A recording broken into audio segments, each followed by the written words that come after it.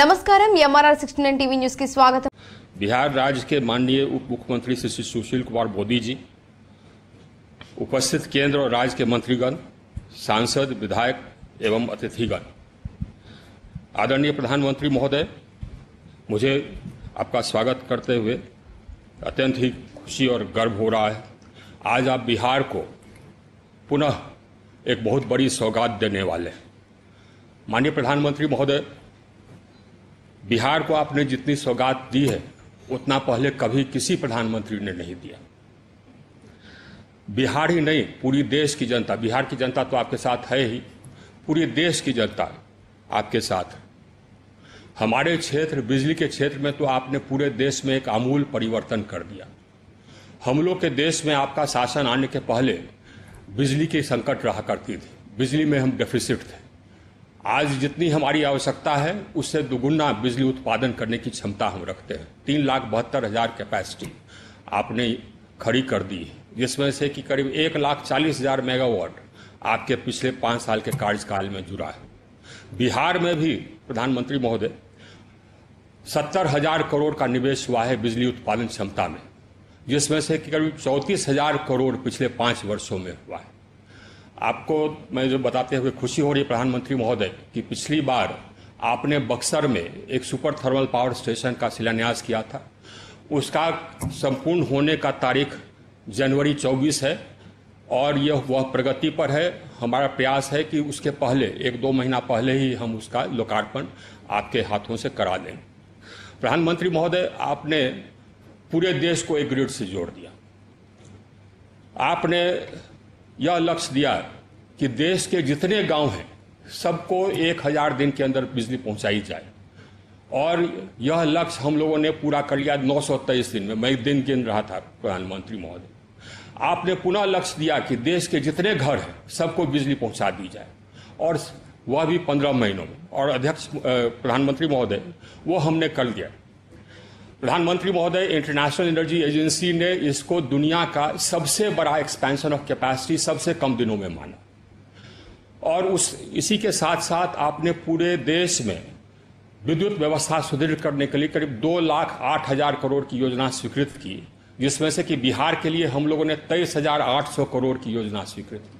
और उसमें माननीय प्रधानमंत्री महोदय, पूरे देश में विद्युत व्यवस्था सुदृढ़ हो गई है। अब शायद ही कहीं पावर कट होता है। अमूमन हर एक शहर में 24 घंटे बिजली रहती है, और गांव में भी अमूमन 20 से 22 घंटा बिजली रहती है, और बिहार में भी यही स्थिति। माननीय प्रधानमंत्री महोदय, आपके इस सौगात के कारण बिहार में करीब 620 नए सब स्टेशन हम लोगों ने स्वीकृत किया, जो बन गए, 80% बन गए। करीब 589 विद्युत सब स्टेशन का हम लोगों ने एक्सपेंशन किया। करीब 2,08,000 60 किलोमीटर हम लोगों ने स्टील और एलटी लाइन बिछाया। माननीय प्रधानमंत्री महोदय, तो पूरे व्यवस्था को आपने सुदृढ़ कर दिया। और प्रधानमंत्री महोदय, देश की जनता आपके साथ इस कारण से है क्योंकि, और गरीब लोग विशेष तौर पर, क्योंकि आपको गरीबों की चिंता है। बिजली का कनेक्शन समृद्ध लोगों तो पहले से था, जबकि आपने कहा कि सभी घर बिजली जाए, तो उससे लाभ हुआ गरीबों को, क्योंकि उनको बिजली का कनेक्शन कभी मिलने वाला वैसे नहीं था। जबकि आपने कहा कि गैस का कनेक्शन सबको दिया जाए, तो समृद्ध व्यक्तियों के पास तो पहले से गैस का कनेक्शन था। गरीब लोग कभी सोच नहीं सकते थे कि गैस का कनेक्शन मिलेगा, उसको आपने गैस का कनेक्शन दिया, और हर घर को कनेक्शन। माननीय प्रधानमंत्री महोदय, इस कोरोना के कार्यकाल में आपने हर घर में गैस का चूल्हा पहुंचवाया, हर घर। करीब 2 करोड़, सिर्फ बिहार में करीब 2 करोड़ जनधन के लाभार्थियों को आपने खाते में पैसा दिया, महिला लाभार्थियों को। आपने हर गरीब के लिए पक्का मकान देने का व्यवस्था किया। 2.5 करोड़ पक्का मकान आपने प्रधानमंत्री आवास योजना से स्वीकृत किया। पक्का मकान, 1 कमरे का नहीं, 2-3 कमरे का, और उसमें गैस का चूल्हा और बिजली का कनेक्शन। और 1 करोड़ 41 मकान पूरे देश में बन गए। इसीलिए माननीय प्रधानमंत्री महोदय, बिहार के और देश के जितने गरीब लोग हैं और आपके साथ, और बिहार का तो हम लोग जो सपना देखते थे माननीय प्रधानमंत्री महोदय, मैं वहीं का हूँ, वहीं पर मैंने काम किया। हम लोग सपना देखते थे कि बरौनी में एक पेट्रोकेमिकल कॉम्प्लेक्स बने, और वो बन रहा है 14,000 करोड़ की लागत से। आपने इसको सौगात दिया। आपने बरौनी रिफाइनरी का भी 1.5 गुना एक्सपेंशन करने का पिछली बार आपने शिलान्यास किया, उसका भी काम तेजी से चल रहा है। बरौनी में खाद फैक्ट्री बंद हो गई थी और हम लोग चाहते थे कि किसी तरह वो पुनर्जीवित हो जाए, हम लोग देखा करते थे उसको, और 7,000 करोड़ की लागत से आपने उसका काम प्रारंभ कर दिया और उसका काम माननीय प्रधानमंत्री महोदय हमारी भी एक कंपनी कर रही है, वो प्रगति पर है।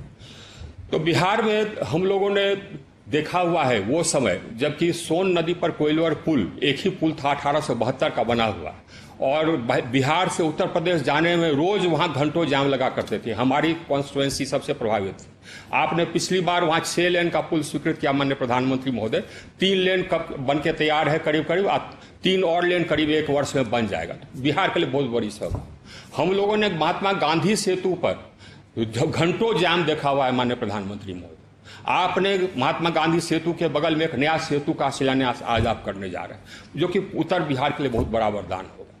आप बीरपुर से बिहपुर रोड पर एक नया पुल देने जा रहे हैं माननीय प्रधानमंत्री महोदय फुलौत में, और उससे उत्तर बिहार जहां हमारी पैतृक घर है उसको बहुत बड़ा लाभ होगा। तो आज माननीय प्रधानमंत्री महोदय आप आज ही नहीं और पिछले सेशंस में भी जितना आपने बिहार के लिए दिया उतना और किसी ने नहीं दिया। एक दो लाइन और माननीय प्रधानमंत्री, आपने सिर्फ विकास ही नहीं, राष्ट्र निर्माण में भी जो काम किया वो और किसी ने नहीं किया। हम लोग का सपना हुआ करता था और ये दिल से कही बात कि 370 हटे, नेशनल इंटीग्रेशन के लिए आवश्यक था, और जब कभी भी ये बात होती थी तो लोग हमको समझाते थे कि नहीं इससे बवाल हो जाएगा। आपने हटा दिया।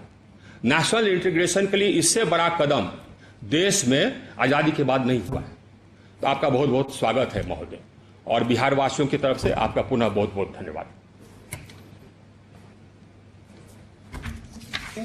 माननीय केंद्रीय राज्य मंत्री सड़क परिवहन एवं राजमार्ग मंत्रालय से अनुरोध करता हूं कि इस अवसर पर अपना संबोधन करने की कृपा करें। माननीय प्रधानमंत्री श्री नरेंद्र मोदी जी, यहां पर उपस्थित माननीय राज्यपाल बिहार फागू चौहान जी, माननीय मुख्यमंत्री बिहार श्री नीतीश कुमार जी, सभी केंद्रीय मंत्री जो बिहार से जुड़े हुए हैं और इस कार्यक्रम में मौजूद हैं, माननीय उप मुख्यमंत्री बिहार सुशील कुमार मोदी जी, सभी सांसद और विधायक जो आज इस कार्यक्रम से जुड़े हैं, आप सबको बहुत बहुत नमस्कार और अभिवादन। आज 14,500 करोड़ के लागत से तकरीबन 350 किलोमीटर की 9 परियोजनाओं का शिलान्यास हो रहा है। बड़े गर्व की बात है कि 2014 के बाद भारतीय जनता पार्टी की सरकार के आने के पश्चात बिहार राज्य में तकरीबन 1,000 किलोमीटर की लंबाई की सड़कें नई होकर जुड़ी हैं, और अपने आप के अंदर आज अगर 5,421 किलोमीटर की अगर लंबाई है तो इसमें और कुछ ही दिनों में बढ़ोतरी होगी। सबसे बड़ी बात यह रही है कि प्रधानमंत्री जी का जो पैकेज था 2015 का, उस पर बहुत कार्य हुआ है, और आज जिन परियोजनाओं का शिलान्यास हो रहा है उसमें मुख्यतः वो हैं जिससे बिहार राज्य के अंदर यातायात और जनता को बहुत सुविधाएं मिलेंगी। ये हैं बख्तियारपुर से रजौली सड़क का मार्ग, आरा परारिया मोहनिया मार्ग, नरेनपुर पूर्णिया मार्ग, रामनगर कन्हौली मार्ग, महात्मा गांधी सेतु के समांतर नए पुल का निर्माण, कोसी नदी पर नए 4 लेन पुल का निर्माण, और गंगा नदी पर विक्रमशिला सेतु के समांतर नए 4 लेन के पुल का निर्माण। आपकी प्रधानमंत्री जी दूरदृष्टि से बिहार राज्य में निरंतर उन्नति हो रही है, और जनता आज बहुत खुश है कि बिहार राज्य को एक और सौगात मिल रही है। आपका बहुत बहुत धन्यवाद। जय हिंद। अब राष्ट्रीय राजमार्ग परियोजनाओं पर आधारित फिल्म का प्रदर्शन किया जाएगा। बिहार राज्य के सर्वांगीण विकास के लिए माननीय प्रधानमंत्री श्री नरेंद्र मोदी जी के द्वारा वर्ष 2015 में 54,700 करोड़ रुपए की लागत से कुल 3,092 किलोमीटर के सड़क एवं पुल परियोजनाओं के पैकेज की घोषणा की गई थी। भारत माला के अंतर्गत भी बिहार को प्रधानमंत्री जी के द्वारा 650 किलोमीटर की और भी सड़क परियोजनाओं की सौगात दी गई। विकास की इसी कड़ी में आज माननीय प्रधानमंत्री जी द्वारा 14,260 करोड़ रुपए की 9 परियोजनाओं का शिलान्यास किया जा रहा है, जो राज्य के बहुआयामी विकास को नई ऊंचाइयों पर ले जाएगा। उत्तर और दक्षिण बिहार को जोड़ने वाले महात्मा गांधी सेतु के समानांतर एक नई 4 लेन पुल निर्माण परियोजना, भागलपुर में गंगा नदी पर वर्तमान विक्रमशिला सेतु के समानांतर एक नई 4 लेन पुल निर्माण परियोजना, मिथिलांचल एवं अंग क्षेत्र के बीच सीधा एवं सुगम संपर्क के लिए कोसी नदी के भुलौत घाट पर 4 लेन पुल निर्माण परियोजना, पटना एवं काशी के मध्य सुगम एवं न्यूनतम दूरी की 4 लेन आरा से मोहनिया सड़क परियोजना, पटना एवं रांची के बीच वर्तमान मार्ग को सुगम एवं तेज बनाने के लिए 4 लेन बख्तियारपुर से रजौली सड़क निर्माण परियोजना, खनिज संपदा से परिपूर्ण झारखंड राज्य का उत्तर बिहार एवं पूर्वोत्तर भारत से सीधे संपर्क के लिए 4 लेन नरेनपुर से पूर्णिया सड़क निर्माण परियोजना, बिहार राज्य की राजधानी पटना में सुगम यातायात हेतु 6 लेन की पटना रिंग रोड कन्हौली से रामनगर सड़क निर्माण परियोजना।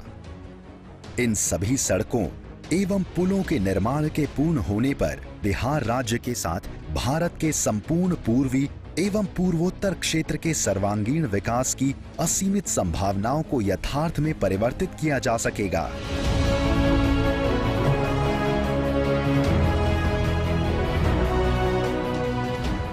श्री रविशंकर प्रसाद, माननीय केंद्रीय मंत्री संचार, इलेक्ट्रॉनिकी एवं सूचना प्रौद्योगिकी मंत्रालय से अनुरोध करता हूं कि वे इस अवसर पर अपना संबोधन करने की कृपा करें। परम आदरणीय प्रधानमंत्री जी, बिहार के सम्माननीय राज्यपाल श्री फागू चौहान जी, बिहार के आदरणीय मुख्यमंत्री श्री नीतीश कुमार जी, भारत सरकार के सभी सम्माननीय मंत्रीगण, बिहार के उप मुख्यमंत्री श्रद्धेय श्री सुशील मोदी जी, सभी सांसदगण, विधायकगण, पदाधिकारीगण। माननीय प्रधानमंत्री जी, आज बिहार के लिए बहुत ऐतिहासिक दिन है। बिहार के फिजिकल इंफ्रास्ट्रक्चर और बिहार के डिजिटल इंफ्रास्ट्रक्चर दोनों ही दिशा में आज बहुत ही आपके द्वारा ऐतिहासिक कार्यों का शुभारंभ हो रहा है। अभी माननीय राज्य मंत्री जी सड़क परिवहन ने विस्तार से बताया जो सभी सड़क बन रहे हैं, और पटना साहिब के सांसद के रूप में जो पटना का रिंग रोड बन रहा है उसके लिए मैं बहुत अभिनंदन करता हूं आपका विशेष रूप से। आपने प्रधानमंत्री जी हमेशा ट्रांसफॉर्मेटिव कार्यक्रम की बात की है जिसका दूरगामी असर हो। डिजिटल इंडिया, भारत के समावेशी विकास का एक बड़ा कार्यक्रम आपने सोचा, और आज डायरेक्ट बेनिफिट ट्रांसफर, ई स्कॉलरशिप, ई हॉस्पिटल, ई नाम किसानों के लिए, आयुष्मान भारत, ये सब डिजिटल क्षितिज से किस तरह से लोकप्रिय बने हैं ये सबों के सामने है। मैं एक उदाहरण अवश्य देना चाहूंगा। डायरेक्ट बेनिफिट ट्रांसफर में अभी तक 12,50,000 करोड़ रुपए देश में भेजे गए और 1,70,000 करोड़ रुपए बचाए गए। आज उसी श्रृंखला में आपने 15 अगस्त को घोषणा की थी लाल किले के प्राचीर से कि देश के सभी 6 लाख ग्राम पंचायतों में हम फाइबर के माध्यम से इंटरनेट पहुंचाएंगे, ब्रॉडबैंड पहुंचाएंगे। और आज ये मेरे लिए बहुत परम सौभाग्य की बात है कि उसका आरंभ बिहार से हो रहा है। बिहार के सभी 45,945 गांवों को हम फाइबर के द्वारा इंटरनेट की सुविधा उपलब्ध कराएंगे, जो हमारे संचार विभाग के द्वारा संचालित किया जाएगा, और कॉमन सर्विस सेंटर CSC है वो इसको क्रियान्वित करेगा। ये पूरी योजना आने वाले लगभग 6 महीने में पूरी की जाएगी, और इसके लिए हम 5 जगह FFTH प्रस्तावित करेंगे, जिसमें जीविका है, आशा केंद्र है, कोई सरकारी विद्यालय है, कोई बाकी सार्वजनिक स्थल है, और गांव में भी सबों को हम उपलब्ध कराएंगे। ये हमारी योजना है प्रधानमंत्री जी। हमारे संचार विभाग ने इस पूरे कोरोना काल में काफी प्रभावी रूप से देश के इंटरनेट, देश की मोबाइल सेवा को प्रभावी करने में काम किया। जो वर्क फ्रॉम होम का एक कॉन्सेप्ट हम लोगों ने शुरू किया, लिबरलाइज करके, उसकी पूरी दुनिया में चर्चा हो रही है। हमारे संचार विभाग ने तय किया है कि बिहार के सभी बचे हुए गांवों में जल्दी हम 4G पहुंचाएंगे। हमारे आईटी विभाग ने भी बिहार में छोटे शहरों में BPOI जो देश की योजना है वो काम किया है। उन्होंने एक चुनौती योजना शुरू की है कि छोटे शहरों से नौजवान एंटरप्रेन्योर बने, हम 25 लाख की राशि देंगे, उसका भी लाभ बिहार को मिल रहा है। और सबसे बड़ी बात यह है कि जो आरोग्य सेतु ऐप शुरू किया गया उसमें भी बिहार में बहुत बड़ी संख्या में लोगों ने लोड किया है। और हमारे पोस्टल विभाग ने, प्रधानमंत्री जी आप हमेशा कहते थे कि चिंता होनी चाहिए, तो पोस्टल विभाग के डाकिया ने इस कोविड में लगभग 463 करोड़ रुपए 21 लाख घरों में पहुंचाए हैं, जिसकी लिमिट सिर्फ 10,000 है, जहां कोई बैंक नहीं है, कोई ATM नहीं है। तो ये सभी विभाग काम कर रहे हैं। जैसा मैंने बताया कि कॉमन सर्विस सेंटर इसको एग्जीक्यूट करेगा। आप जानते हैं CSC हमारे IT विभाग का एक संस्थान है जिसके अध्यक्ष IT सेक्रेटरी होते हैं। जब आपकी सरकार आई थी तो देश में सिर्फ 83,000 CSC थे, आज देश में 3,85,000 है। और सिर्फ आपको मैं एक दो बात जरूर कहना चाहूंगा कि जिस तरह से आयुष्मान भारत योजना देश में 5.43 करोड़ फैमिली रजिस्टर हुई है, तो बिहार में 33,15,000 ये CSC ने करके दिखाया है। मैंने CSC का नंबर दिया। और आरोग्य सेतु के डाउनलोड में भी जो 2.8 करोड़ CSC ने काम किया है, उसमें 34.57 लाख बिहार में उन्होंने रजिस्टर करके डाउनलोड किया है। और नए 2 काम जो इनको मिले हैं माननीय प्रधानमंत्री जी, इकोनॉमिक सेंसस ये कर रहे हैं। देश में 27.8 करोड़ लोगों का सेंसस इन्होंने अभी तक किया है और बिहार में 2.61 करोड़ का। और मैंने इनसे कहा था कि कोविड में कोई ग्रामीण ई-स्टोर खोला जाए, इसका प्रयोग किया जाए, तो लगभग 70 करोड़ का व्यापार CSC के बच्चों ने किया है 1.06 लाख स्टोर्स में। और बिहार में भी 2.49 करोड़ का व्यापार लगभग 3,601 स्टोर्स में किया गया है। हमने इनसे कहा था कि आप जरा सा FTTH भी लगाएं, वाईफाई एक्टिवेट करें, तो देश में लगभग 60 लाख वाईफाई को इन लोगों ने एक्टिवेट किया है। बिहार में भी लगभग 2,000 है और आगे भी ये काम करना है। तो ये एक ऐतिहासिक पल है प्रधानमंत्री जी कि सबसे पहले 15 अगस्त की आपकी घोषणा का अनुपालन बिहार में हो रहा है।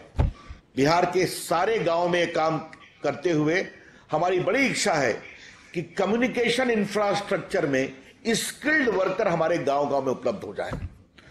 और आज आपके इस कार्यक्रम को बिहार और देश भर के लगभग 1.5 लाख CSC के बच्चे देख रहे हैं और वो बहुत ही प्रेरित होंगे। बिहार में लगभग 34,821 CSC है, तो सब बहुत ही उत्साहित हैं और आपके निर्देश में इस फाइबर से इंटरनेट को गांव-गांव पहुंचाएंगे समय सीमा के अंदर। और आपकी अगुवाई में तो देश में डिजिटल क्रांति हो रही है, तो बिहार के गांव से उसमें और उल्लास आएगा। यही कामना के साथ पुनः आपका बहुत बहुत अभिनंदन। अब हर गांव में ऑप्टिकल फाइबर द्वारा इंटरनेट सुविधा पर आधारित फिल्म का प्रदर्शन किया जाएगा।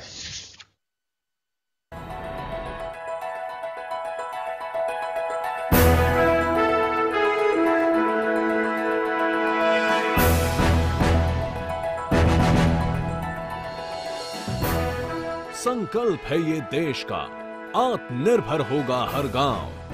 जन जन है यहाँ लोकल के लिए वोकल।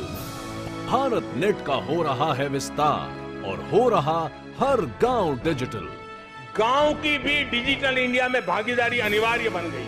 1000 दिन के अंदर अंदर देश के 6 लाख से अधिक गांव में ऑप्टिकल फाइबर नेटवर्क काम पूरा कर दिया जाएगा। भारत नेट के लक्ष्य ब्रॉडबैंड फॉर ऑल को सिद्धि की ओर ले जा रहा है भारत सरकार का संचार मंत्रालय। अब तक देश भर में 1.5 लाख ग्राम पंचायतों को फाइबर ऑप्टिक तार द्वारा इंटरनेट से जोड़ा जा चुका है। इंटरनेट के जरिए हम अपने मोबाइल से वीडियो देखकर खेती के बारे में क्या क्या चीज़ है उसे हम देखते हैं।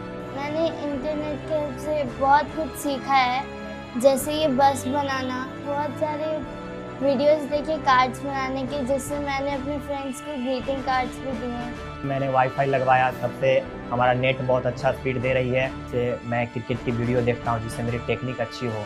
भारत नेट की इस मुहिम के अंतर्गत मार्च 2021 तक बिहार की 8,386 ग्राम पंचायतों के 45,945 गांवों तक ऑप्टिकल फाइबर केबल के द्वारा इंटरनेट की सुविधा पहुंचाई जाएगी।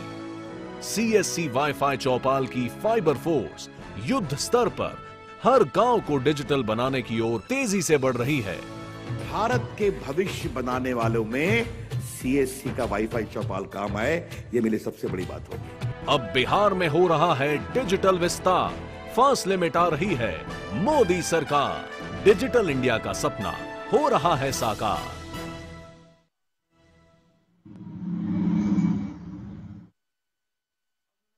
श्री सुशील कुमार मोदी माननीय उप मुख्यमंत्री बिहार से अनुरोध करता हूं कि वे इस अवसर पर अपना संबोधन करने की कृपा करें।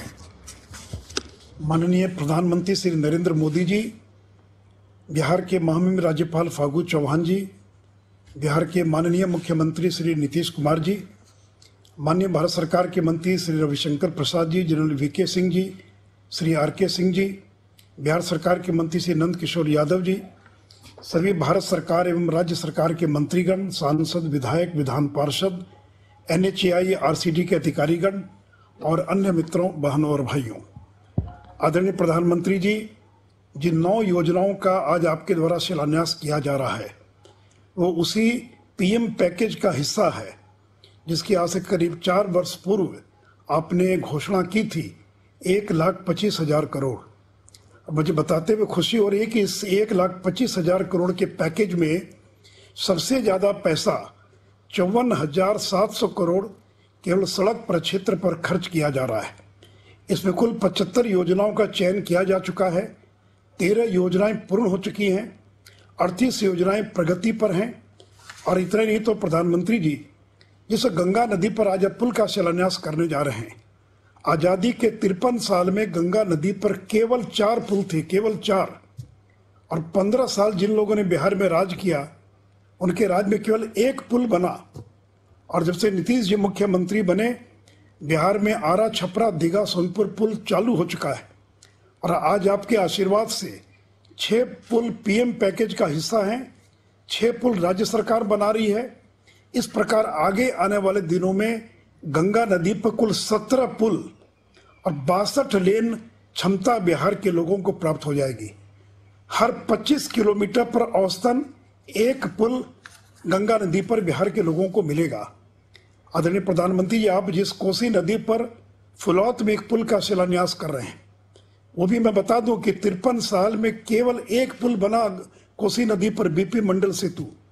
3 पुल हम लोग के कार्यकाल में चालू हो गया और आज फुलौत का शिलान्यास हो रहा है और भेजा और बकौर पुल भी और स्वीकृत हो चुका है। इस प्रकार कुल 6 पुल और केवल कोसी नदी पर और केंद्र राज्य के द्वारा बनाया जा रहा है। आदरणीय प्रधानमंत्री जी, जब कुछ लोग कहते हैं कि PM पैकेज का क्या हुआ, तो मैं उनसे पूछना चाहता हूं कि राजीव गांधी पैकेज का क्या हुआ। बिहार के लोग शायद भूल गए होंगे, 1989 में लोकसभा चुनाव के दौरान स्वर्गीय राजीव गांधी जी उस समय प्रधानमंत्री थे, बिहार के दौरे पर आए थे और 5,700 करोड़ के राजीव पैकेज का ऐलान किया गया था। इसमें Darbhanga Fazilka lateral road, technology mission, filament arm. लेकिन चुनाव हारने के बाद कांग्रेस के लोग उस राजीव गांधी पैकेज को भूल गए। लेकिन मैं धन्यवाद देना चाहूँगा आपको कि आप कभी बिहार पैकेज को, PM पैकेज को भूले नहीं और आप लगातार, और जितनी भी PM पैकेज में घोषणा की गई थी हर सेक्टर के अंदर और काम किया जा रहा है। और इतना ही नहीं तो प्रधानमंत्री जी, अभी माननीय रविशंकर जी ने जो बताया कि बिहार के सभी पंचायतों तक ऑप्टिकल फाइबर नेटवर्क पहुंच चुका है और बिहार के सभी 45,000 गांवों तक इंटरनेट की सुविधा उपलब्ध कराई जाएगी। अब गांव के लोगों को भी सस्ते दर पर इंटरनेट का लाभ मिल सकेगा। आदरणीय प्रधानमंत्री जी, जब केंद्र राज्य दोनों मिल जाता है तो किस तरह का परिवर्तन आता है। ये पहला मौका बिहार के अंदर जब केंद्र राज्य दोनों में कोई टकराहट नहीं है, श्रेय लेने की होड़ नहीं है, केंद्र राज्य मिलकर काम कर रहा है। मुझे आज भी याद है कि डॉक्टर जगन्नाथ मिश्रा कांग्रेस से इसलिए अलग हो गए क्योंकि उन्होंने केंद्र पर सौतेलेपन का व्यवहार का आरोप लगाया था। आज केंद्र राज्य दोनों मिलकर काम कर रहा है। उसी का परिणाम है कि बिहार के हर घर में शौचालय है, हर गरीब के पास गैस कनेक्शन है, हर घर में पाइप्ड वाटर सप्लाई है, हर घर में बिजली है, हर 100 से ज्यादा की आबादी के गांव को पक्की सड़क से जोड़ा जा रहा है, हर गांव को पक्की नली गली से जोड़ा जा रहा है, हर गरीब का पक्का घर बन रहा है, 5 लाख तक का स्वास्थ्य सुविधा लोगों को दी जा रही है और अब हर गरीब के घर तक इंटरनेट की सुविधा और पहुंच सकेगी। आदरणीय प्रधानमंत्री जी, आज के इस अवसर पर मैं एक और बात का उल्लेख करना चाहूंगा, क्योंकि सारे बिहार के लोग मर्माहत हैं। राज्यसभा के उपसभापति श्री हरवंश जी का बिहार और देश में बहुत सम्मानपूर्ण उनका जीवन रहा है कि लेकिन कल राज्यसभा में उनके साथ जो अमर्यादित घटना हुई है उसने पूरे बिहार की अस्मिता को ठेस पहुंचाई है। विपक्ष ने कल लोकतंत्र के मंदिर में जिस तरह का अमर्यादित बर्ताव व्यवहार किया है वो बेहद निंदनीय है। मैं इतना ही कहना चाहूंगा कि विपक्ष के सम्मानजनक बर्ताव का बिहार की जनता करारा जवाब देगी। तो आदरणीय प्रधानमंत्री जी, फिर से एक बार आज उस पीएम पैकेज को क्रियान्वित करने के लिए, उसका शिलान्यास करने के लिए मैं अपनी ओर से आपको धन्यवाद देता हुआ अपनी बात समाप्त करता हूं। जय हिंद, जय भारत। अब मैं माननीय मुख्यमंत्री बिहार से अनुरोध करना चाहूंगा कि वे इस अवसर पर अपना संबोधन एवं आशीर्वचन देने की कृपा करें। आदरणीय प्रधानमंत्री श्री नरेंद्र मोदी जी, बिहार के महामहिम राज्यपाल श्री फागू चौहान जी, बिहार के माननीय उप मुख्यमंत्री श्री सुशील कुमार मोदी जी, माननीय केंद्रीय मंत्री श्री रविशंकर प्रसाद जी, श्री गिरिराज सिंह जी, केंद्रीय राज्य मंत्री सड़क परिवहन और राजमार्ग मंत्रालय सेवानिवृत्त जनरल वीके सिंह जी, माननीय केंद्रीय राज्य मंत्री संचार तथा इलेक्ट्रॉनिक्स एवं सूचना प्रौद्योगिकी मंत्रालय श्री सामराव संजय घोत्रे जी, माननीय केंद्रीय राज्य मंत्री श्री अश्विनी कुमार चौबे जी, श्री नित्यानंद राय जी, श्री राजकुमार सिंह जी और इस वीडियो कॉन्फ्रेंसिंग के माध्यम से जुड़े हुए अन्य हमारे बिहार के सभी माननीय मंत्रीगण, सभी सांसदगण, सभी विधायकगण, विधान पार्षदगण, सभी जनप्रतिनिधिगण, सभी सम्मानित नेतागण और इस कार्यक्रम से जुड़े हुए सभी केंद्र सरकार और राज्य सरकार के अधिकारीगण, एनएचएआई के चेयरमैन एवं अन्य अधिकारीगण, बहनों एवं भाइयों, मैं सबसे पहले आदरणीय प्रधानमंत्री जी का अभिनंदन करता हूं कि उन्होंने आज फिर बिहार के लिए एक समय निकाला और आज अनेक योजनाओं का शिलान्यास और उद्घाटन का कार्यक्रम रखा है। इसके बारे में तो सारी बातों की जानकारी बता दी गई है, लेकिन जो कुछ भी आपने किया और 18 तारीख को इसका जिक्र भी किया था पिछले कार्यक्रम में, जो कृषि के क्षेत्र में जो आपने 2 कानून बनाए, पारित किया लोकसभा से, और उसके बारे में जो आपने सारी बातें रखी थी, और ठीक ही का हमारे उप मुख्यमंत्री जी ने जो कुछ भी कल राज्यसभा में हुआ वो बहुत ही गलत हुआ है और इसकी जितनी निंदा की जाए वो कम। आखिरकार किसी को कोई बात के बारे में स्पष्ट रूप से किसी बात को रखना चाहिए। ये तो किया गया है, देश के सभी किसानों के हित में काम किया गया, गांव के हित में काम किया गया। और आपने पिछली बार भी उल्लेख किया था, हम लोगों ने तो 2006 में ही एपीएमसी एक्ट को समाप्त कर दिया था और उस समय भी जब हम लोगों ने विधानसभा में ये काम किया था तो यहाँ पर भी जो विरोधी लोग हैं, आरजेडी वगैरह के लोग खूब हंगामा कर रहे थे और हम लोग तो पूरी बात रख रहे थे, हम बराबर कह रहे थे आप लोग बैठिए, अपनी बात कहिए और हम लोग भी अपनी बात कहेंगे और तब सबको मालूम होना चाहिए। लेकिन अंतोगत्वा वहां से भाग गए और बाद में जब ये पारित हो गया और उसके बाद इसके खिलाफ में भी जुलूस निकाल करके राजभवन तक लोग गए थे, ये सब काम किया था। लेकिन कितना बड़ा लाभ हुआ और वो काम अब पूरे देश में हो रहा है, जहां चाहे वहां पर अपना सामान बेच सकता है, किसी तरह की कोई पाबंदी नहीं। और पहले जो है एपीएमसी थे, हम बराबर बोलते रहते थे, एपीएमसी के कारण लोगों को कितनी कठिनाई होती थी किस तरह से जो किसानों को तंग करते थे। आप हमको तो अपनी तरफ से देखा था हमने, हाजीपुर में केला लेकर के किसान अपना जा रहा था कहीं बेचने के लिए, उसको बीच में ही पकड़ करके लोगों ने जिस तरह से तंग किया, इस तरह का जो होता था ये इतना बुरा था। तो जैसे ही हम लोगों को मौका मिला तो हम लोगों ने तो उसको खत्म किया। आज तो देश भर में खत्म हो रहा है। और कहाँ है भाई कि किसी भी तरह से जो जमीन को, ये जो अनाज को लिया जाता है उसमें किसी भी प्रकार से कोई परिवर्तन होगा।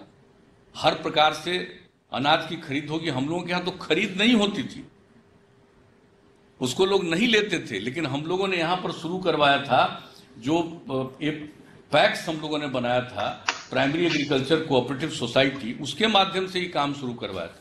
और कितनी बड़ी संख्या में अब उसका एक्विजिशन होता है। तो सारा काम जो केंद्र ने और आपने स्पष्ट रूप से कह दिया है कि भाई इसमें तो किसी तरह की बाधा नहीं आएगी, लेकिन हर किसी को अधिकार है। और कॉन्ट्रैक्ट फार्मिंग की बात है, कानून जो बनाया गया है, कॉन्ट्रैक्ट फार्मिंग का लाभ मिलता है लोगों को, खेती करने वालों को। कोई कॉन्ट्रैक्ट करता है तो कॉन्ट्रैक्ट करेगा और करेगा, उसको एक तय करता है कि ये कीमत मिनिमम ये आपको मिलेगा, और फिर वो बाजार की कीमत उसको मिलती है, फिर उसको अधिकार रहता है। तो इस तरह से जो काम किया जा रहा है देश के हित में, अब जिनको भी जो देश के किसानों का हित नहीं है, हमको लग रहा है कि जो इसके चलते जो कुछ लोगों का होता था इसमें व्यापार, उससे जो जुड़े हुए लोग थे, उन लोगों को लग रहा होगा खराब, लेकिन ये आम लोगों के तो हक में काम हुआ है। और जो कुछ भी कल राज्यसभा में करने की कोशिश की वो बहुत ही बुरा हुआ है, खराब हुआ है।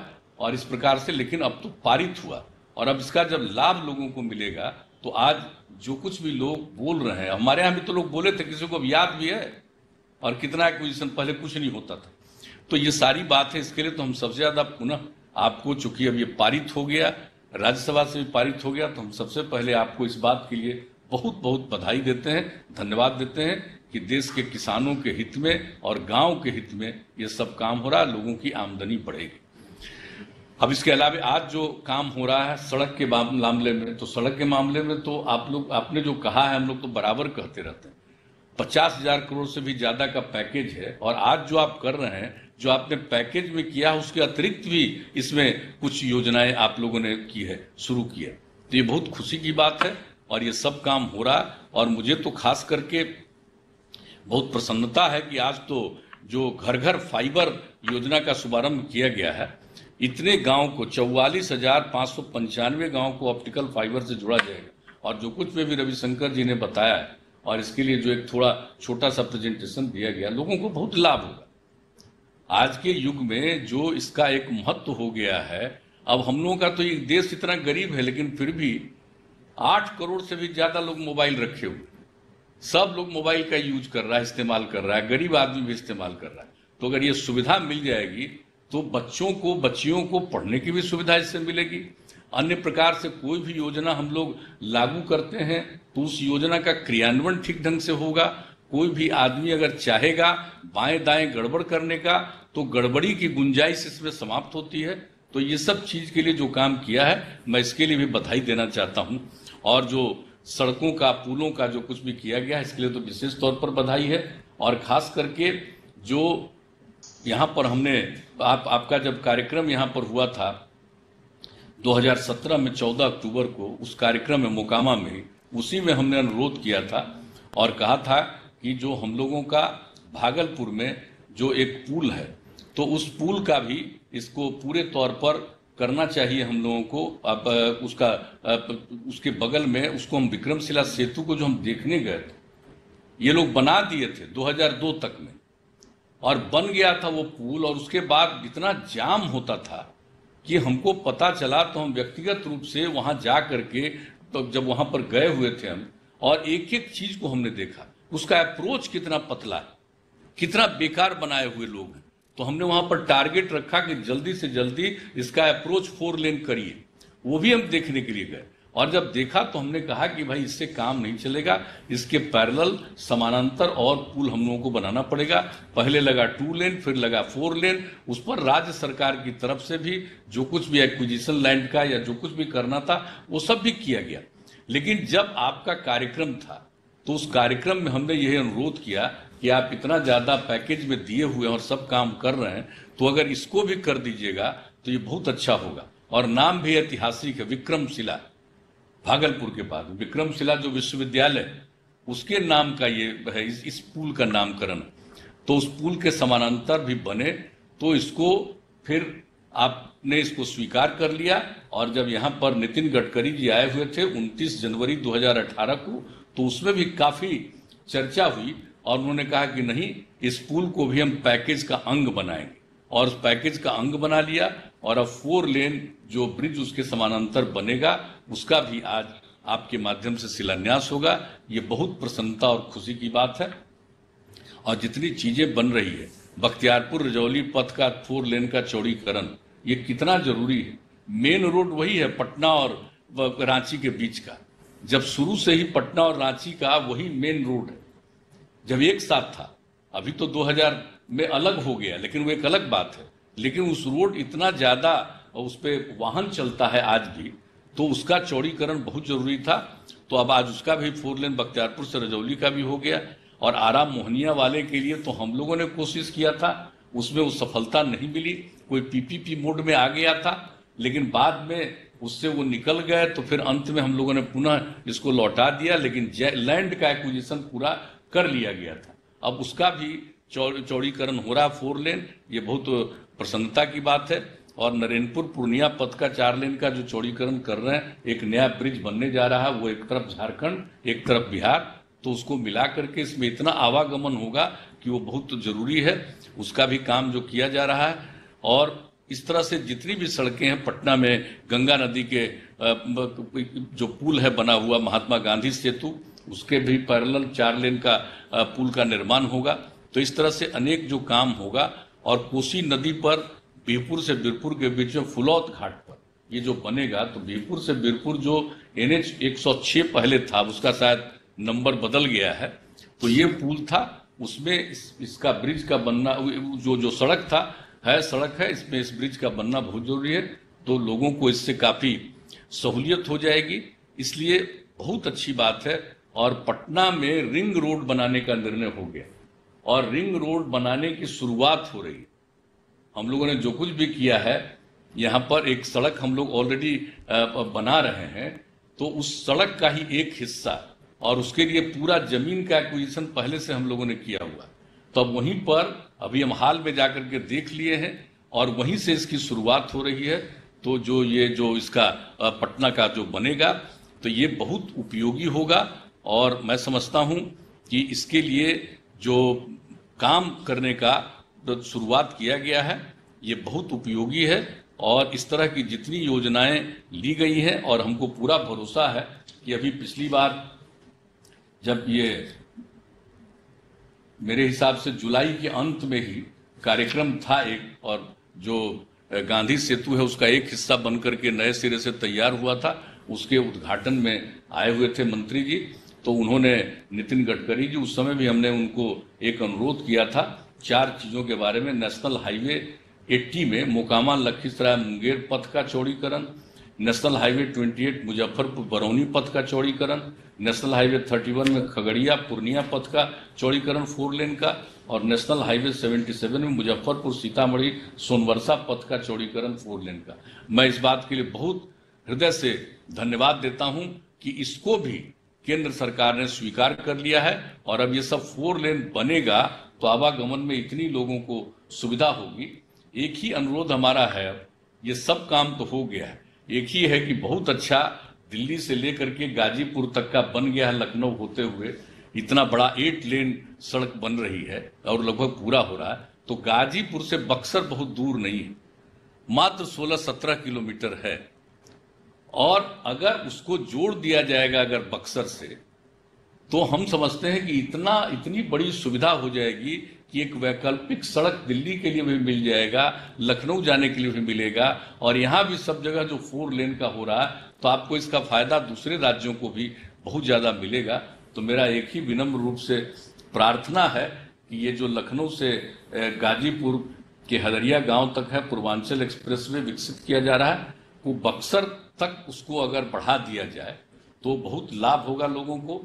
तो ये हम जरूर कहना चाहेंगे। और पिछली बार भी हमने कहा था कि इंडो नेपाल बॉर्डर के किनारे जो सड़क बन रहा है वो 7 किलोमीटर की सड़क बन रही है। अब इंडो नेपाल बॉर्डर के किनारे वाली सड़क को भी अगर केंद्र सरकार पूरे तौर पर ले करके इसका भी 4 लेन चौड़ीकरण अगर करेगा तो बहुत लाभ होगा। और अभी भी आप जो देख रहे हैं कि जिस तरह से स्थिति हो रही है बॉर्डर के पास इधर उधर, तो हमको लगता है कि सड़क को हम लोगों को पूरे तौर पर और थोड़ा जो है ज़्यादा उसमें आवागमन बहुत होगा। तो ये जो 7 मीटर वाला है इसको भी अगर ले करके इसको और चौड़ीकरण कर दिया जाए तो बहुत अच्छी बात होगी। हमारा तो यही विनम्र आग्रह होगा। उसके बाद जितना काम हो गया अब क्या होना है, हम लोगों का तो पहले से तय था कि 6 घंटा में पटना पहुंचेंगे राजधानी अधिक से अधिक कोई भी दूर दराज इलाके से। अब वो हो गया तब 5 घंटा का लक्ष्य रख दिया। हम लोगों ने यहाँ पर भी जो सड़कों के निर्माण पर काम किया है और उसके लिए पॉलिसी हम लोगों ने बनाई कि सड़क का निर्माण ही सही नहीं, उसका मेंटेनेंस बहुत जरूरी है। उसी तरह से पुल का मेंटेनेंस हमने यहाँ अपने डिपार्टमेंट को कहा कि जिस तरह से रेलवे में ब्रिज का मेंटेनेंस किया जाता है, रोड को भी ब्रिज का मेंटेनेंस करना चाहिए। तो हमारे यहाँ तो उसके लिए भी काम शुरू हो गया और हम लोगों ने सड़क को और ब्रिज के मेंटेनेंस को हिस्सा बना दिया गया है लोक शिकायत निवारण कानून का अंग। यानी कोई भी आदमी शिकायत करेगा तो न सिर्फ इस काम को होगा बल्कि इसके लिए कोई जिम्मेवार है नहीं करने के लिए तो उसके खिलाफ भी कार्रवाई हो सकती है। तो हम लोग इस तरह से यहाँ भी काम करने की कोशिश कर रहे हैं और इतने बड़े पैमाने पर केंद्र की तरफ से आपने जो सड़कों के क्षेत्र में काम कर दिया, हम समझते हैं कि अब उससे यहाँ आवागमन में तो सुविधा होगी ही, काम बढ़ेगा। अब हर गांव को हम लोग लगभग सड़क से जोड़ रहे हैं, तो जोड़ चुके हैं। तो उसके बाद लोगों को जो अब इतनी बड़ी एग्रीकल्चर की पॉलिसी बन गई है तो ये सब सुविधा होने से ही तो कोई गरीब आदमी, और हम लोगों के यहाँ तो आदरणीय प्रधानमंत्री जी आप जानते ही हैं हमारे यहाँ तो बहुत ज्यादा लोग 89% गांव में निवास करते हैं और 76% लोग कृषि पर आधारित है। तो अगर ये सब कुछ होगा तो हमारे 3/4 पॉपुलेशन को कितना लाभ होगा, अपने चीजों को वो कहीं पर ठीक ढंग से पहुंचा सकता है, बेच सकता है। और आपने जो पॉलिसी बना ली और इसके साथ साथ जिस प्रकार से ये घर तक फाइबर बना करके ऑप्टिकल फाइबर से लोग जो जोड़ेंगे तो अब तो इतना ज्यादा कम्युनिकेशन लोगों को होगा कि किस चीज को कहां पर भेजेंगे। पॉलिसी भी आ गई कि जहां इच्छा वहां अपना बेचो, दुनिया भर का माफ करेगा पूरे देश का दुकान एक ही सामान कहीं भी जा करके बेचो। तो ये सब जो पॉलिसी बन गई अब वहां उस पॉलिसी का लाभ लेने के लिए कोई दूसरे राज्य में भी कोई अपना सामान बेचेगा, कोई यहां करेगा तो बहुत सुविधा होगी। इसलिए उस दृष्टिकोण से जो सड़कों के निर्माण का और सड़कों के चौड़ीकरण का और पुलों के निर्माण की जो योजनाओं का आज आप उद्घाटन और शिलान्यास कर रहे हैं, इसके लिए तो मैं अपनी तरफ से और बिहार के तमाम लोगों की तरफ से आपका हृदय से मैं अभिनंदन करता हूं और आपको धन्यवाद देता हूं। और मुझे पूरा भरोसा है कि समय के अंदर ये सारा काम होगा। और कुछ लोगों की तो आदत है कुछ कुछ बोलता रहता है, जनता पर कोई असर नहीं है। हम आपको आश्वस्त करना चाहते हैं कि बिहार की जनता पर ये जब कुछ अनाप शनाप बोलता रहता है उसका कोई इम्पैक्ट नहीं।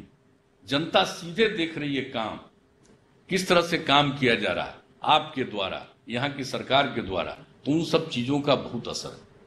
तो ऐसी स्थिति में और जितना काम हो रहा है और जिस तरह से निर्माण का कार्य हो रहा है, ये कोविड के कारण तो बहुत चीज थोड़ा व्यवधान आया, लेकिन फिर भी उसके बावजूद भी सारा काम जिस ढंग से किया जा रहा है तो उसके चलते लोगों के मन में एक प्रसन्नता का भाव है और लोगों को बहुत भरोसा है कि उनका भविष्य ठीक होगा और जो आने वाली नई पीढ़ी है उसका भविष्य उज्जवल होगा, ये हमको पूरा भरोसा है। और हम आपको यही आश्वस्त कर देना चाहते हैं कि हम लोग पर्यावरण के लिए जो सोचते रहते हैं, हर जो भी सड़क जहां भी बनवा रहे हैं उसके दोनों किनारे हम लोग साथ साथ वृक्षारोपण भी करवा रहे हैं और उसके साथ साथ कर दिया है कि अगर सड़क ऊंचा है तो उस पर एक ही रो नहीं अनेक रो का उसमें हम लोग वृक्ष लगाने का निर्णय कर चुके हैं।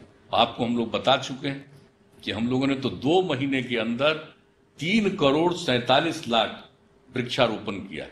तो हम आश्वस्त करेंगे जितना सब कुछ होगा उसके लिए भी हम लोग इन सब चीजों पर ध्यान देंगे ताकि लोगों को इन सब चीजों का लाभ हो। तो आज के इस अवसर पर पुनः आपका बिहार के लोगों के लिए जो कुछ भी सौगात दिया है आपने, इसके लिए मैं आपका पुनः अभिनंदन करता हूं और आपको धन्यवाद देता हूं और अपनी बात समाप्त करता हूं। अब माननीय प्रधानमंत्री के कर कमलों से हर गांव में ऑप्टिकल फाइबर द्वारा इंटरनेट सुविधा का शुभारंभ किया जाएगा।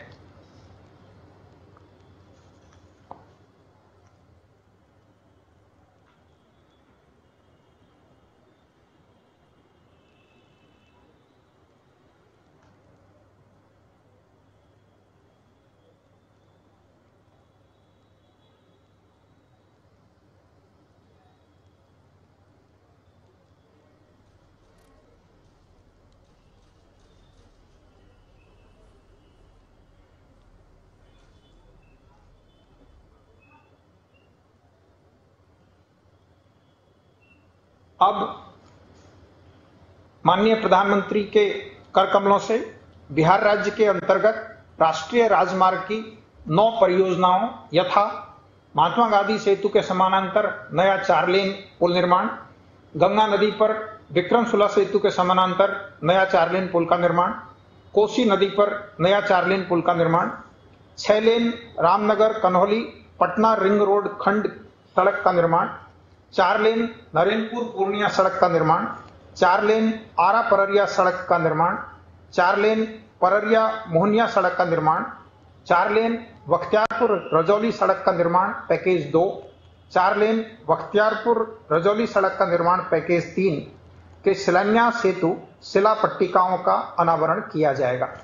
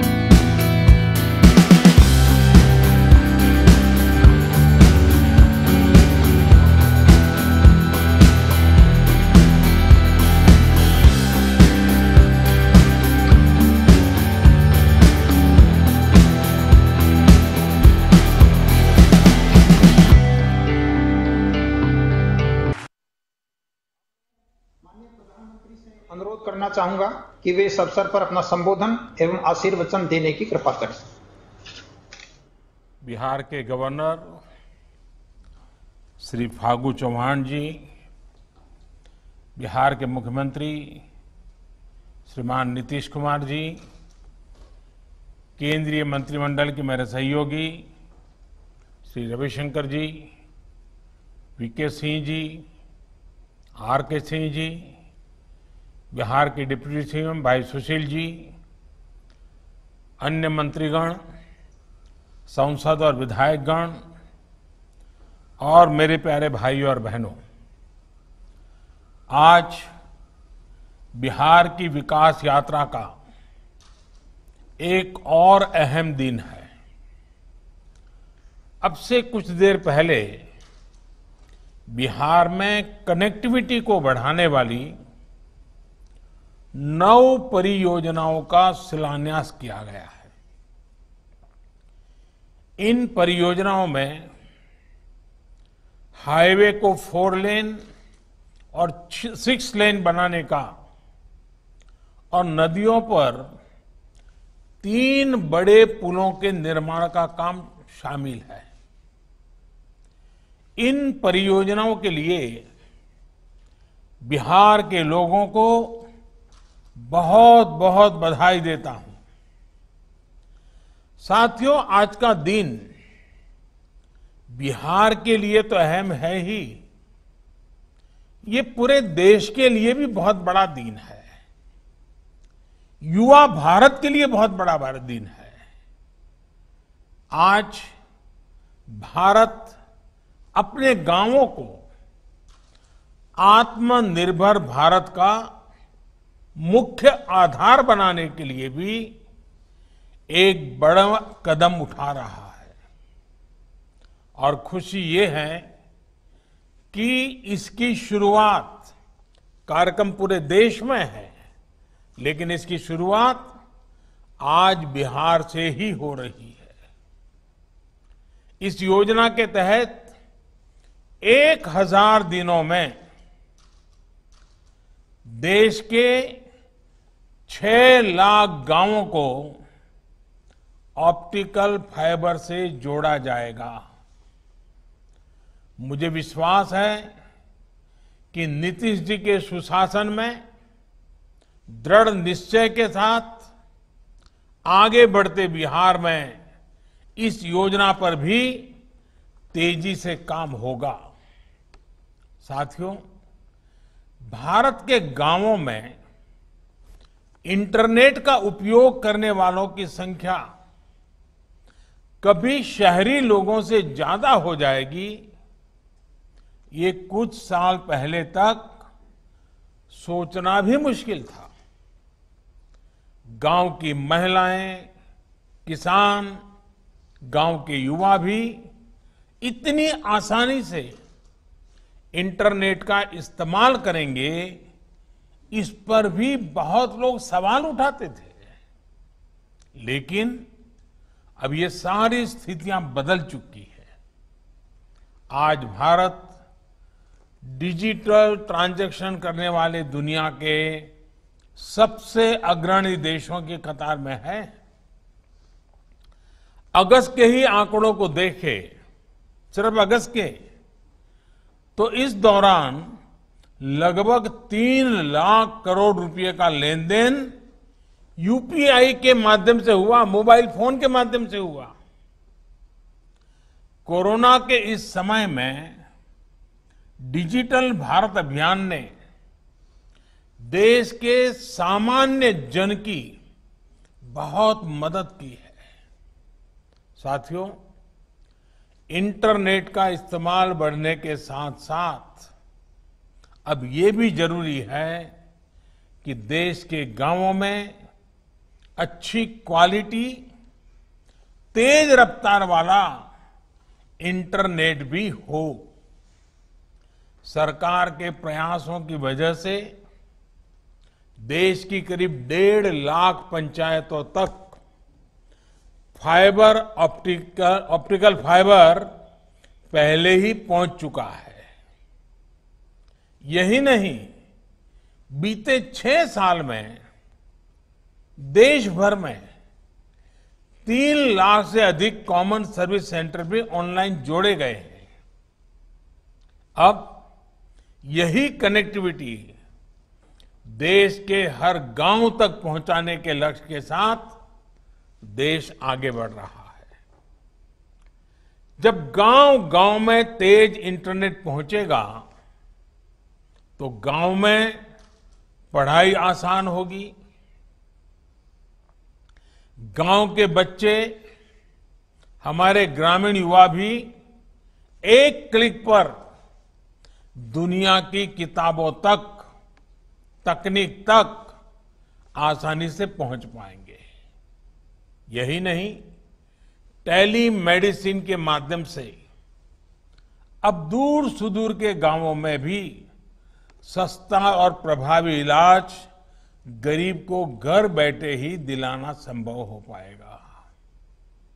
आपको मालूम है, पहले अगर रेलवे में कहीं आरक्षण करना होता था तो गांव से शहर जाना पड़ता था, कतार में खड़ा रहना होता था और रेलवे का आरक्षण के लिए हमें जाना पड़ता था।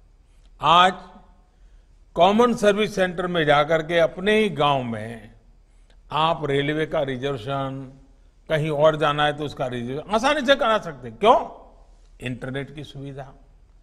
हमारे किसानों को भी इसका बहुत बड़ा लाभ मिलेगा।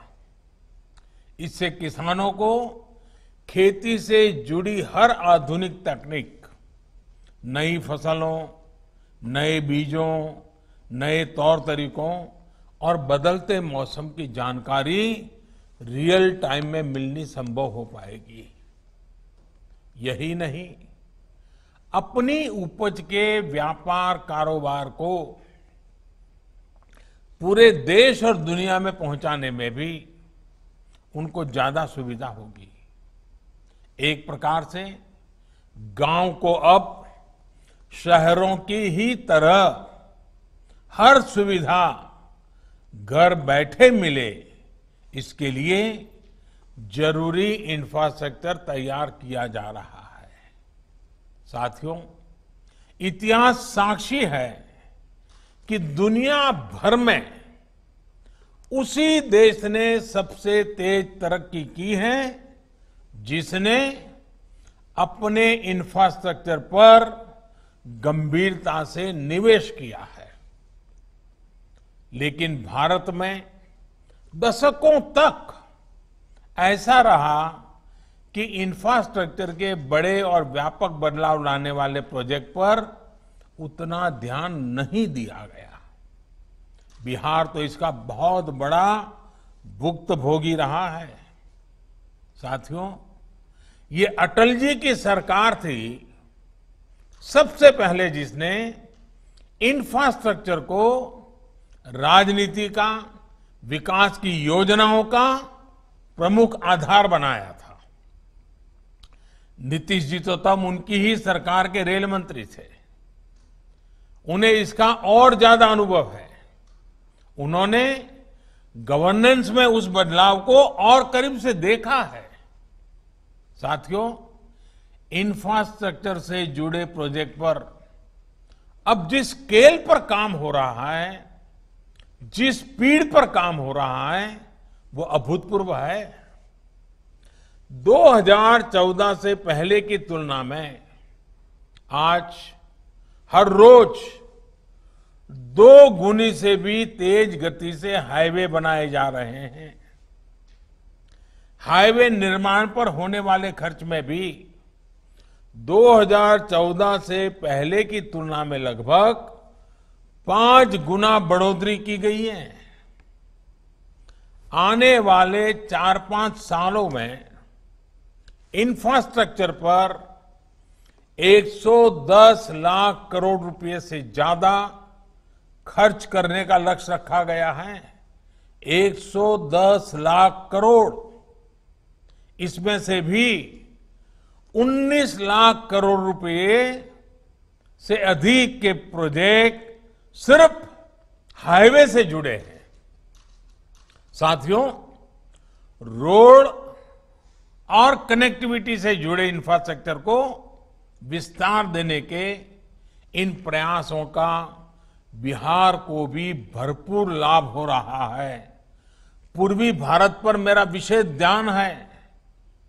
2015 में घोषित पीएम पैकेज के तहत 3000 किलोमीटर से अधिक के नेशनल हाईवे प्रोजेक्ट की घोषणा की गई थी।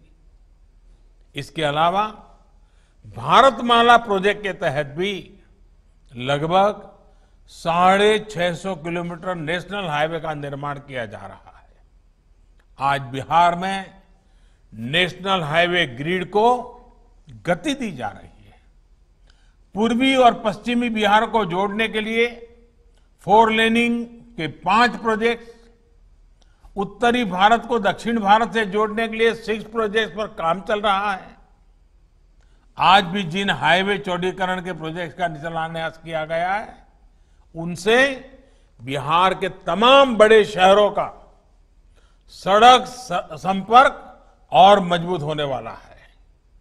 साथियों, बिहार की कनेक्टिविटी में सबसे बड़ी बाधा बड़ी नदियों के चलते रही है। यही कारण है कि जब पीएम पैकेज की घोषणा हो रही थी तो पुलों के निर्माण पर विशेष ध्यान दिया गया था। पीएम पैकेज के तहत गंगा जी के ऊपर कुल 17 पुल बनाए जा रहे हैं और अभी सुशील जी ने बड़े विस्तार से उसका बड़ा खाका आपके सामने रखा और जिसमें से अधिकतर पूरे हो चुके हैं। इसी तरह गंडक और कोशिक नदियों पर भी पुलों के निर्माण किया जा रहा है। इसी कड़ी में आज 4 लेन के 3 नए पुलों का शिलान्यास हुआ है।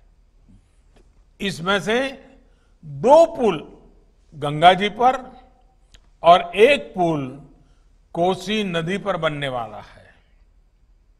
इनके बनने पर गंगा जी और कोसी नदी पर 4 लेन के पुलों की क्षमता और बढ़ जाएगी। साथियों, बिहार की लाइफलाइन के रूप में हम सब जानते हैं मशहूर महात्मा गांधी सेतु,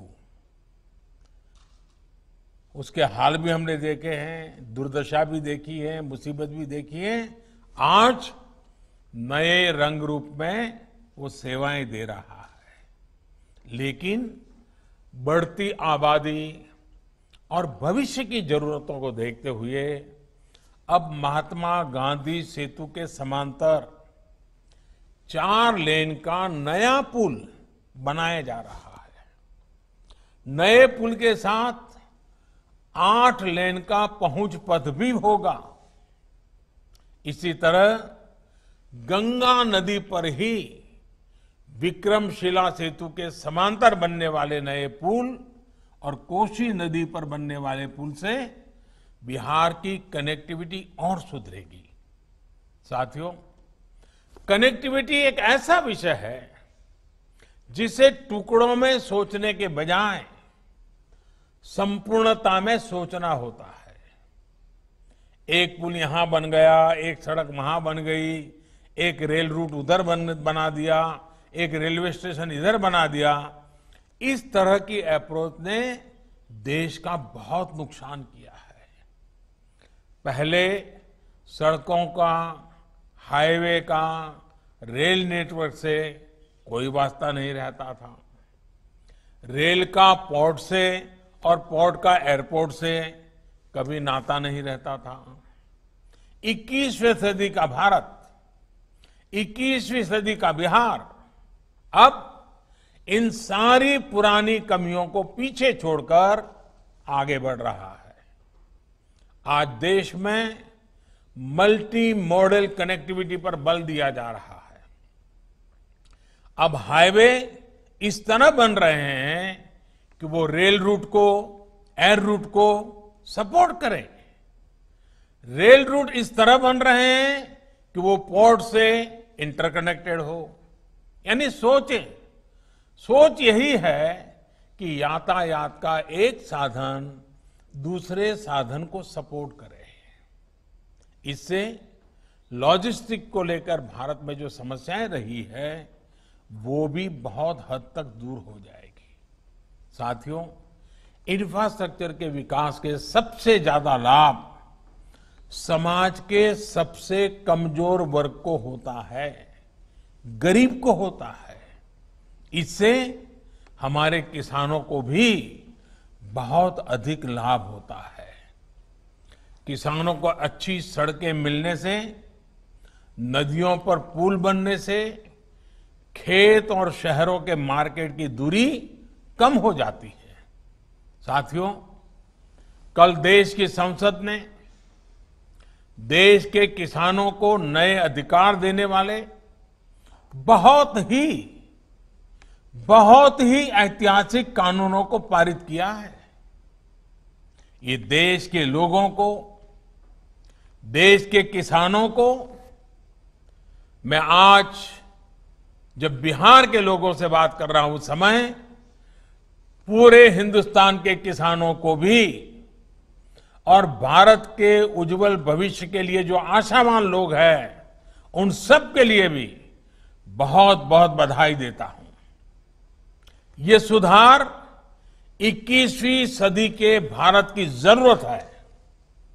साथियों, हमारे देश में अब तक उपज और बिक्री की जो व्यवस्था चली आ रही थी, जो कानून थे, उसने किसानों के हाथ पांव बांधे हुए थे। इन कानूनों की आड़ में देश में ऐसे ताकतवर गिरोह पैदा हो गए थे जो किसानों की मजबूरी का फायदा उठा रहे थे। आखिर ये कब तक चलता रहता? और इसलिए इस व्यवस्था में बदलाव करना आवश्यक था और ये बदलाव हमारी सरकार ने करके दिखाया है। नए कृषि सुधारों ने देश के हर किसान को ये आजादी दी है कि वो किसी को भी कहीं पर भी अपनी फसल, अपने फल सब्जियां अपनी शर्तों पर बेच सकता है। अब उसे अपने क्षेत्र की मंडी के अलावा भी कई और विकल्प मिल गए हैं। अब उसे अगर मंडी में ज्यादा लाभ मिलेगा तो वहां मंडी में जाकर अपनी फसल बेचेगा। मंडी के अलावा कहीं और से ज्यादा पैसा मिलता है, ज्यादा लाभ मिलता है तो वहां जाकर के बेचेगा। उसकी सारे बंधनों से मुक्ति दिलाने के कारण ये संभव होगा। अब सवाल ये कि आखिर इससे फर्क क्या पड़ेगा, आखिर इससे किसान को क्या फायदा होगा, आखिर ये फैसला किस तरह किसानों की आर्थिक स्थिति को बदलने में बहुत मददगार साबित होगा। इन सवालों का जवाब भी अब ग्राउंड रिपोर्ट से ही मिल रहा है। किसानों को मिली इस आजादी के कई लाभ दिखाई देने शुरू भी हो गए हैं, क्योंकि इसका अध्यादेश कुछ महीने पहले निकाला गया था। ऐसे प्रदेश जहां पर आलू बहुत होता है, वहां से रिपोर्ट्स है कि जून जुलाई के दौरान थोक खरीदारों ने किसानों को अधिक भाव देकर सीधे कोल्ड स्टोरेज से ही आलू खरीद लिया है।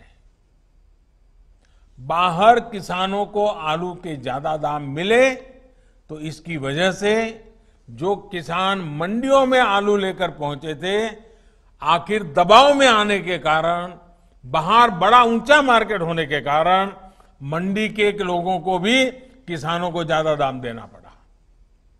इसी तरह मध्य प्रदेश और राजस्थान से, वहां से जो रिपोर्ट मिली है कि वहां पर तेल मिलों ने किसानों को सीधे 20 से 30% ज्यादा देकर सरसों की खरीदी की है। मध्य प्रदेश, उत्तर प्रदेश, छत्तीसगढ़, पश्चिम बंगाल ऐसे राज्यों में दालें बहुत होती हैं। इन राज्यों में पिछले साल की तुलना में 15 से 25% तक का ज्यादा दाम सीधे किसानों को मिले हैं। दाल मिलों ने वहां भी सीधे किसानों से खरीद की है, सीधे उन्हें ही भुगतान किया है। अब देश अंदाजा लगा सकता है कि अचानक कुछ लोगों को जो दिक्कत होनी शुरू हुई है वो क्यों हो रही है। कई जगह ये भी सवाल उठाया जा रहा है कि अब कृषि मंडियों का क्या होगा। क्या कृषि मंडियां बंद हो जाएगी? क्या वहां पर खरीद बंद हो जाएगी? जी नहीं, ऐसा कतई नहीं होगा। और मैं यहां स्पष्ट कर देना चाहता हूं कि ये कानून, ये बदलाव कृषि मंडियों के खिलाफ नहीं है। कृषि मंडियों में जैसे काम पहले होता था वैसे ही अब भी होगा, बल्कि ये हमारी ही एनडीए सरकार है जिसने देश की कृषि मंडियों को आधुनिक बनाने के लिए निरंतर काम किया है। कृषि मंडियों के कार्यालयों को ठीक करने के लिए, वहां का कंप्यूटराइजेशन कराने के लिए पिछले 5-6 साल में से देश में बहुत बड़ा अभियान चल रहा है। इसलिए जो ये कहता है कि नए कृषि सुधारों के बाद कृषि मंडियां समाप्त हो जाएगी, तो वो किसानों से सरासर झूठ बोल रहा है। साथियों, बहुत पुरानी कहावत है कि संगठन में शक्ति होती है। कृषि सुधार से जुड़ा दूसरा कानून इसी से प्रेरित है।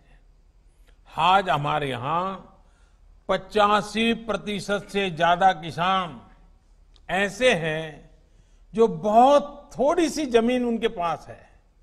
किसी के पास 1 एकड़, किसी के पास 2 एकड़, किसी के पास 1 हेक्टेयर, किसी के पास 2 हेक्टेयर, सब छोटे किसान हैं।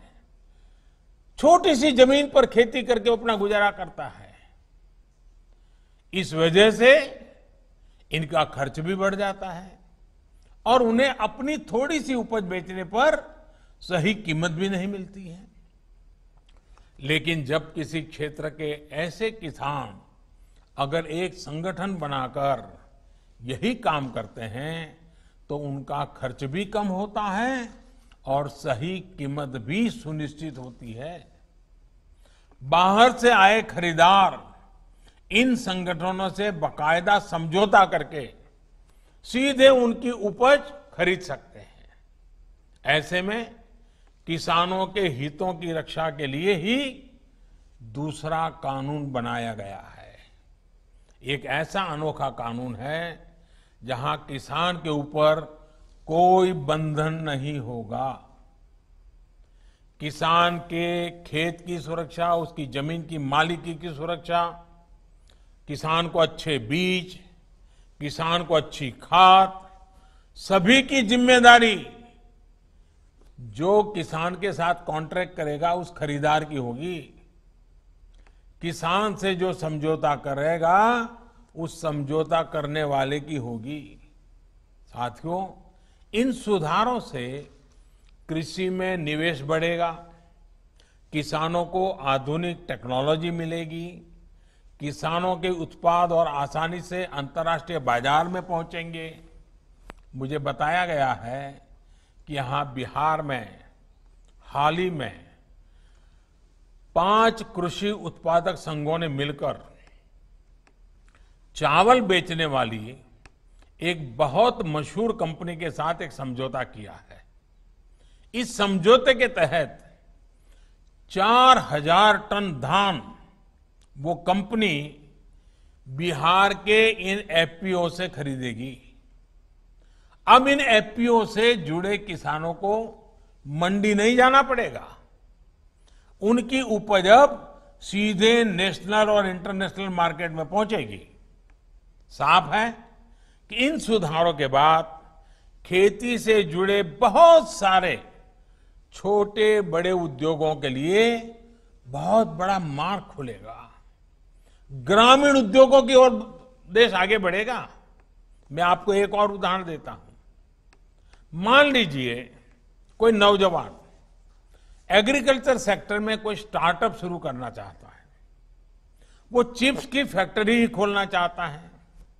अभी तक ज्यादातर जगह होता यह था कि पहले उसे मंडी में जाकर आलू खरीदने होते थे, फिर वो अपना काम शुरू कर पाता था।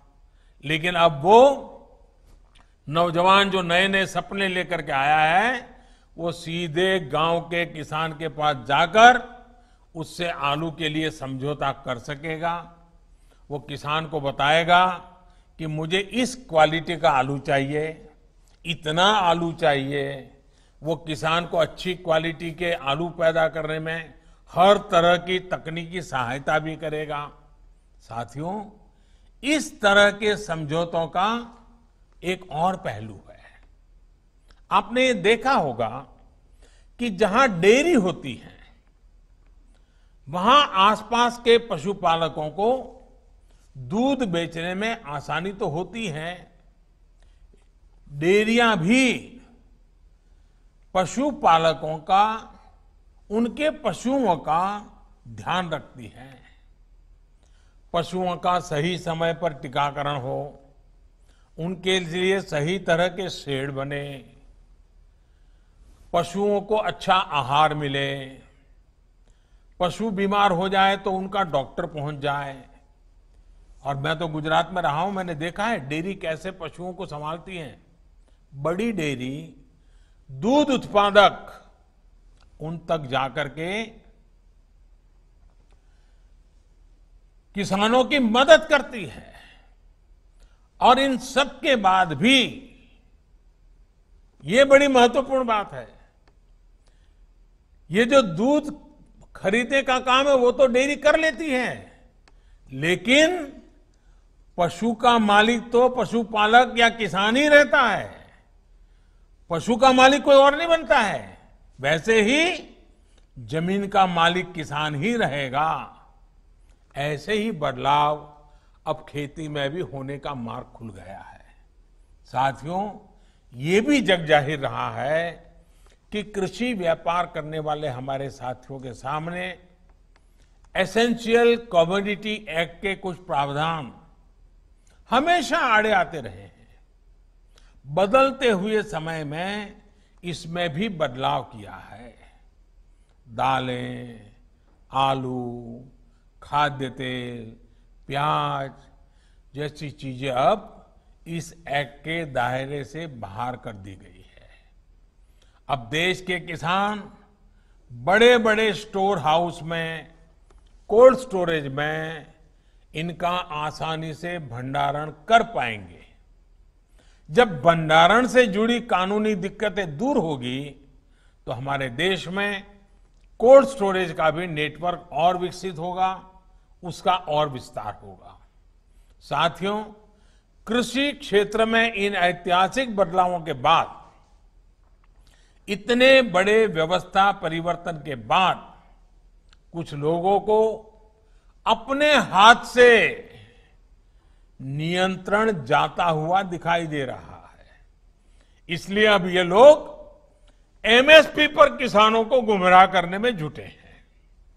ये वही लोग हैं जो बरसों तक एमएसपी पर स्वामीनाथन कमेटी की सिफारिशों को अपने पैरों के नीचे दबाकर बैठे रहे।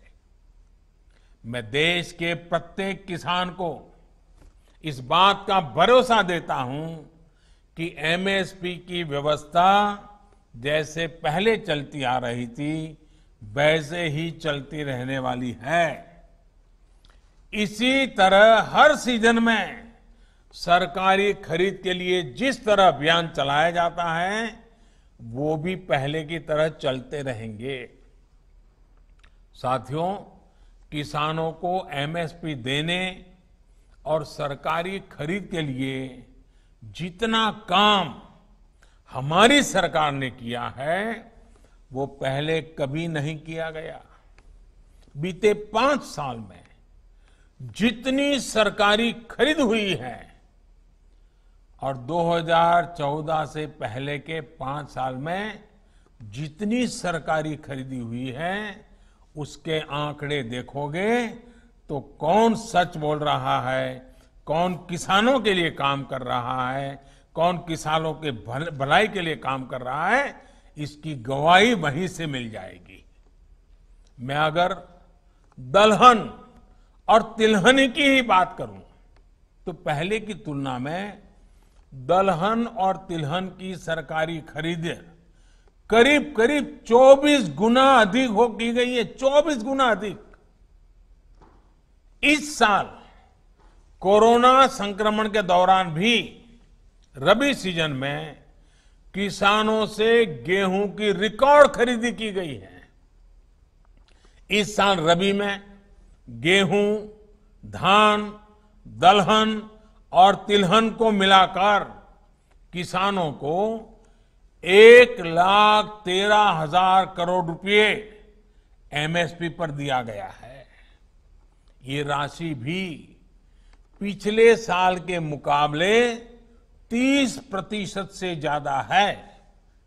यानी कोरोना काल में न सिर्फ रिकॉर्ड सरकारी खरीद हुई बल्कि किसानों को रिकॉर्ड भुगतान भी किया गया है।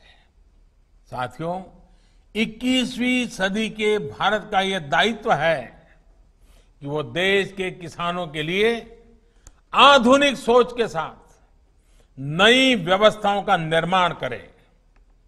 देश के किसानों को, देश की खेती को आत्मनिर्भर बनाने के लिए हमारे प्रयास निरंतर जारी रहेंगे। और इसमें निश्चित तौर पर कनेक्टिविटी की बड़ी भूमिका तो है ही। अंत में एक बार फिर कनेक्टिविटी के तमाम प्रोजेक्ट्स के लिए बिहार को, देश को बहुत बहुत बधाई देता हूं। और मैं फिर एक बार आपसे वही आग्रह करूंगा कि हमें कोरोना से लड़ाई लड़ते रहना है, हमें कोरोना को पराजित करके रहना है। हमने हमारे परिवार के हर सदस्य को कोरोना से बचाना है और इसके लिए जो भी यम नियम तय किए गए हैं उनका हम सब ने पालन करना है। कोई एक उसमें छूटछाट लेता है तो फिर मामला गड़बड़ हो जाता है। हम सब ने पालन करना है। मैं फिर एक बार मेरे बिहार के प्यारे भाइयों बहनों को बहुत बहुत धन्यवाद देता हूं। नमस्कार। आज हर गांव में ऑप्टिकल फाइबर द्वारा इंटरनेट सुविधा के शुभारंभ एवं बिहार राज्य की 9 महत्वपूर्ण राष्ट्रीय राजमार्ग परियोजनाओं के शिलान्यास कार्यक्रम के अवसर पर मैं माननीय प्रधानमंत्री महोदय को उनकी कृपापूर्ण उपस्थिति, आशीर्वचनों एवं मार्गदर्शन के लिए हृदय से आभार व्यक्त करते हुए सादर धन्यवाद देता हूं। मैं इस अवसर पर महामहिम राज्यपाल को उनकी कृपापूर्ण उपस्थिति के लिए धन्यवाद ज्ञापित करता हूं। मैं इस अवसर पर माननीय मुख्यमंत्री महोदय को सतत मार्गदर्शन एवं उनके आशीर्वचनों के लिए हार्दिक धन्यवाद देता हूं। मैं इस अवसर पर Shri Ravishankar Prasad, Shri Giriraj Singh, Shri Sushil Kumar Modi, Shri Rajkumar Singh, general doctor B K Singh, Shri Ashwini Kumar Choubey, Shri Nityanand Rai, Shri Sanjay Dhotre, Shri Nandkishore Yadav, राज्य सरकार के सभी माननीय मंत्री, माननीय सांसदगण और माननीय विधानमंडल के सदस्यों को हार्दिक धन्यवाद देते हुए आभार व्यक्त करता हूं।